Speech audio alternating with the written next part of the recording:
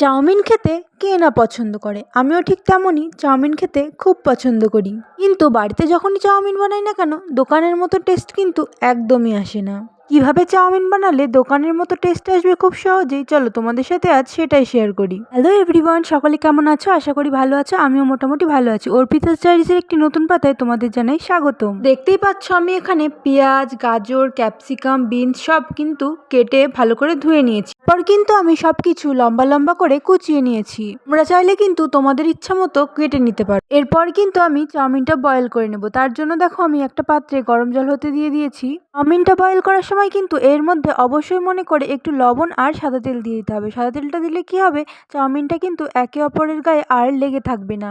তারপর দেখো চাউমিনটা বয়েল করা হয়ে গেলে কিন্তু আমি একটা ঝুড়ির মধ্যে নামিয়ে নিয়েছি। আর অবশ্যই কিন্তু চাউমিনটা বেশি বয়েল করা যাবে না। এখানে দেখো আমি কিন্তু কড়াইয়ের মধ্যে তেল গরম করতে দিয়ে দিয়েছি, অবশ্যই সাদা তেল। তারপরে তেলটা দেওয়ার পরে কিন্তু তাতে আমি দিয়ে দিলাম পেঁয়াজ কুচি, আর পেঁয়াজ কুচির সাথে দিয়ে দিলাম আগে থেকে কেটে রাখা কুচি করে ক্যাপসিকাম।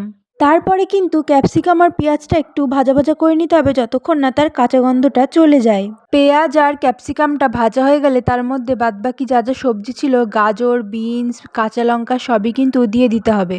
তারপর কিন্তু ভালো করে মিশিয়ে নিতে হবে। আর একটা কথা, সবজি কিন্তু ভাজার সময় একদমই লবণ দেওয়া যাবে না, কারণ সবজিতে লবণ দিলে সবজি কিন্তু জল ছেড়ে দেয়, আর জল ছেড়ে দিলে কিন্তু একদমই হবে না। সবজিটা ভালো করে ভাজা হবে, তারপরে কিন্তু সবজিতে লবণ দিতে হবে। দেখো আমি অনেকক্ষণ ধরে কিন্তু সবজিটা ভেজে নিলাম। এবার আমি কিন্তু দিয়ে দেবো লবণ। পরিমাণ মতো লবণ দেওয়া হয়ে গেলে আমি কিন্তু চাউমিনে ম্যাগি মশলা দিই। আপনারা চাইলে দিতেও পারেন, নাও দিতে পারেন। তো আমি যেহেতু চাউমিনে ম্যাগি মশলা খাই, তো আমি দেখুন এখানে চাউমিনে ম্যাগি মশলা দিয়ে দিলাম। ম্যাগি মশলা দিয়ে তারপর কিন্তু আমি এখানে একটু নাড়াচাড়া করে নেব। নাড়াচাড়া করে তারপরে কিন্তু এর মধ্যে দিয়ে দেবো একটু চিলি সস। তো দেখো এখানে কিন্তু আমার চিলি সসটা একটু ফুরিয়ে গেছিলো, ওর জন্য কিন্তু আমি সসের বোতল থেকে সসটা কিন্তু আমি একটু ঝাঁকিয়ে ঝাঁকিয়ে বার করে নিচ্ছি। তোমরা প্লিজ এটাকে একটু অ্যাভয়েড করো।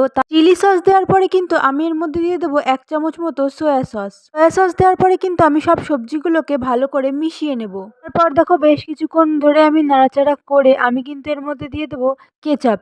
কেচাপটা কিন্তু আমি এখানে কিষান কেচাপ নিয়েছি, তোমরা তোমাদের ইচ্ছা মতো যে কোনো কেচাপই নিতে পারো। তারপর দেখো কেচাপটা দেওয়ার পর আমি কিন্তু এর মধ্যে চাউমিনটা অ্যাড করে দেব। চাউমিনটা দিয়ে কিন্তু ভালো করে মিশিয়ে নাড়াচাড়া করে নিতে হবে। তো দেখো চাউমিনটা কিন্তু আমি ভালো করে মিক্স করে নিয়েছি। এবার কিন্তু আমার চাউমিন রান্না একদম কমপ্লিট হয়ে গেছে। এবার কিন্তু আমি সুন্দর করে চাউমিনটা ঢেলে নেব দুটো প্লেটে, যেহেতু মা খাবে আর আমি খাবো। তো দেখো দুটো প্লেটের মধ্যে ঢেলে নিয়েছি। তার মধ্যে কিন্তু আমি দিয়ে দেবো কিষান কেচাপ। তোমরা কিন্তু তোমাদের পছন্দ মতো কেচাপ নিয়ে নিতে পারো। দেখো এবার চাউমিনটা মনে হচ্ছে কিনা দেখে দোকানের চাউমিনের মতো। চলো এবার মাকে দিয়ে মায়ের রিভিউটা নেওয়া যাক, দেখি মা কি বলে। চলো তোমরাও দেখে নাও মায়ের মুখে যে কেমন হয়েছে চাউমিনটা খেতে। আজকের আমার এই চাউমিন রেসিপিটা তোমাদের কেমন লাগলো সেটা কিন্তু অবশ্যই কমেন্টে জানিও। আর ভালো লাগলে লাইক, সাবস্ক্রাইব, শেয়ার করে আমার পাশে কিন্তু অবশ্যই থেকো। অর্পিতাস ডায়েরিজের আজকের পাতাটি এখানেই শেষ করছি। দেখা হবে আবার নতুন কোনো পাতায়। সবাই কিন্তু ভালো থেকো। কেমন হয়েছে? ভালো হয়েছে? খুব সুন্দর।